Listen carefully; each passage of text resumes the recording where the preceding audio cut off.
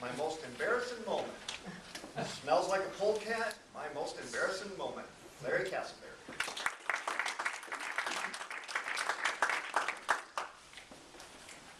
Ooh, wait! Smells like a polecat. That was my mother's favorite line anytime she got a whiff of something that didn't smell very pleasant.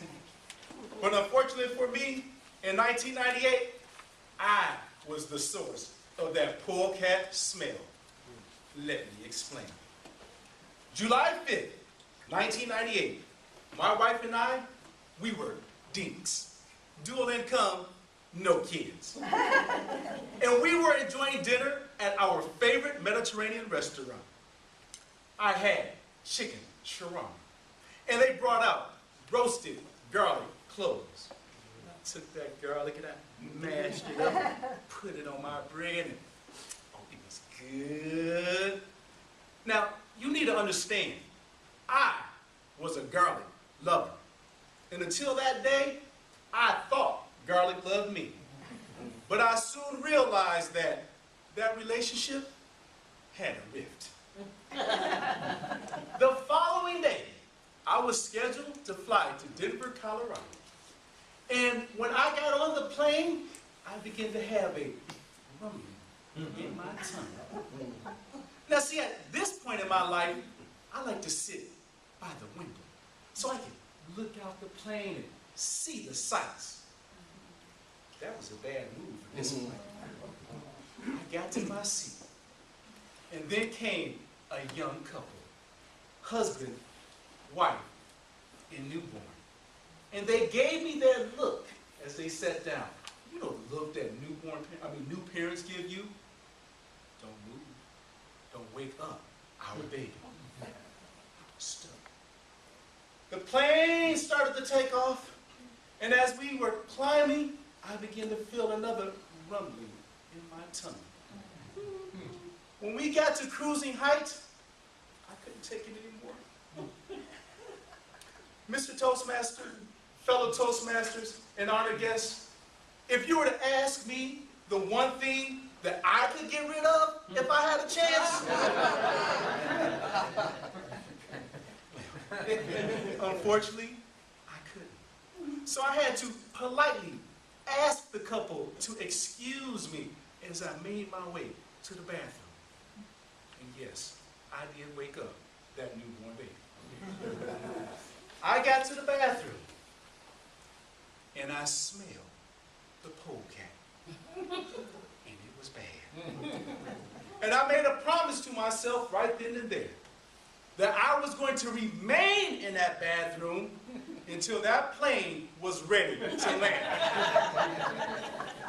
And my plan was going very well until I heard a knock, knock at the door, followed by a, "Hey, you, get out of there. This plane only has one working bathroom, and you're in it." Get up. I opened the door. Yes, I did wash my hands. And what did I see when I opened that door? A long line of individuals waiting to get into the bathroom. I did the only thing I could do. I pulled my hat down over my head And dropped my head down. so they would not recognize the source of that polecat odor. I made my way back to my seat. The couple looked at me. I looked at them. I eased into my seat and sat down. As the plane was going on, I suddenly had another rumble in my tummy. I looked out the window. I looked to my left. The baby was asleep. The parents were sitting there. And I said, "Oh, Lord, please help me." And while I was looking out that window, contemplating what to do, I fell asleep.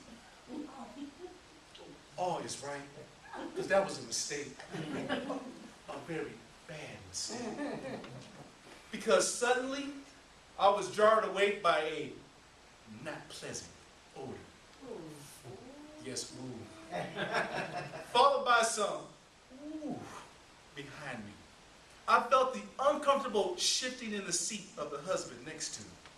And out of my peripheral vision, I can see that mother look at me, and she was mentally saying, really? Really? I was trapped. I continued to look out that window, and I suddenly felt another rumbling in my tummy. And as I was trying to decide what to do, I fell back asleep. That was bad. Because when I woke up, the husband was bending over me, looking out the window to see the sights.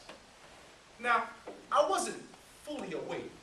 I was in that state between being aware but still half asleep. Yes, I did. With him bending over, looking out the window. And that husband went, ow! Oh, goodness. I heard the other individuals of the complaint going, ow, what is that? I kept my eyes closed. Pretended like I was asleep.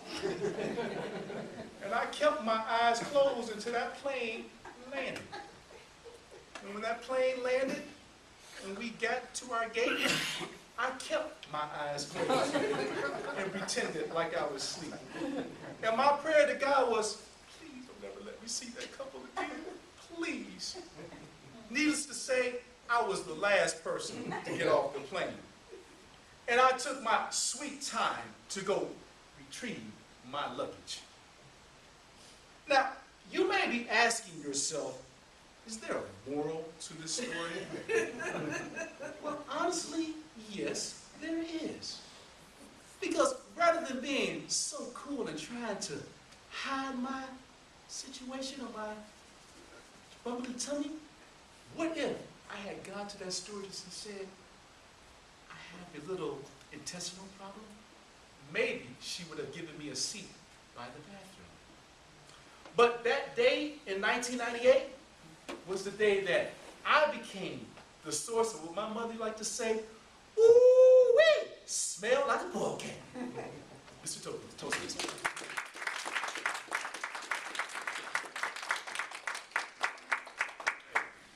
You know the drill. 1 minute of silence, please.